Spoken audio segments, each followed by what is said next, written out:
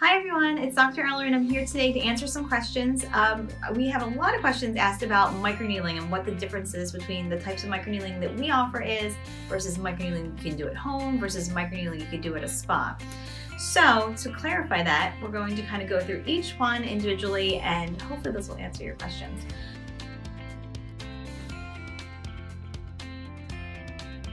So the first one that I get a lot of questions at is the derma roller that you have at home. Ideally, it's a very short needle on those derma rollers because as a lay consumer and a non-medical professional, legally you're really supposed to be using a very tiny needle to help with absorption of product. So we're talking, quarter of a millimeter, very, very short.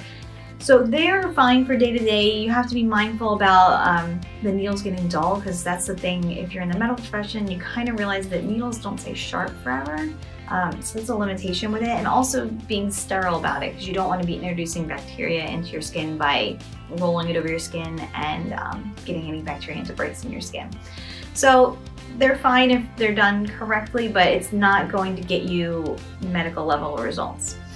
The next thing I hear a lot about is people doing microneedling with like a derma pen or some sort of microneedling pen with estheticians, which is fine. Estheticians are not medical professionals. They are people who are providing facials and things like that. Their microneedling depth is different legally than ours is. They are only able to go kind of like the derma roller at home, maybe a slightly more like that 0.5 millimeter, which can get you some improvement in minor textural abnormalities, but in terms of acne scars or deeper sort of issues like that, it's just not penetrating deep enough. But anytime you create any injury cascade, you will see some improvement, and that's why people will have some improvement in their texture of their skin. So it's not a bad option. It tends to be cheaper because it's not being performed by a physician, but you're not going to get physician level results from it. When you're a physician, there's no real limitations other than anatomical in terms of what we are allowed to do.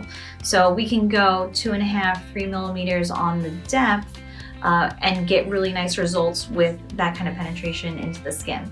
You can do derma pen or any microneedling pen just plain as itself using just the slip agent to glide the pen over your skin. Or you can do something like a vampire facial, which is using the PRP to provide that slip and getting the PRP into your skin. And you actually get more results with it by using a deeper penetration depth to get the product in deeper. A lot of times we'll even combine that with injecting the PRP in. It's a huge field. And if you haven't looked into it, it's something to definitely read up on because there's more than a few minute video can really cover. The next step up from this would be radiofrequency microneedling. So what that is in comparison to the pen is it is a handpiece. Those needles are attached to a device that uses radiofrequency as an energy source.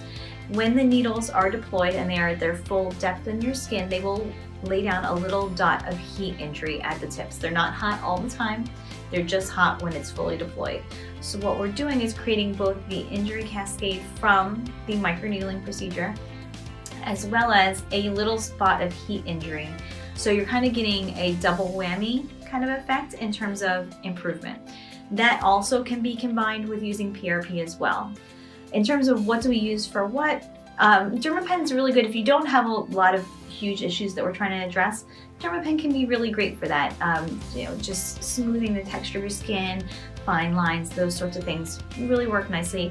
If you have more significant acne scars or things like that where we have bigger issues that we're trying to address or we're trying to get more dramatic results, you want to have that additional little kick of energy. So that's kind of the microneedling world in a very small nutshell. So hopefully that answers your questions as to what we use for what, why we use it, and how it kind of works. And if you have any questions, you're always welcome to come in and chat with us and we can help answer any specific questions that you have.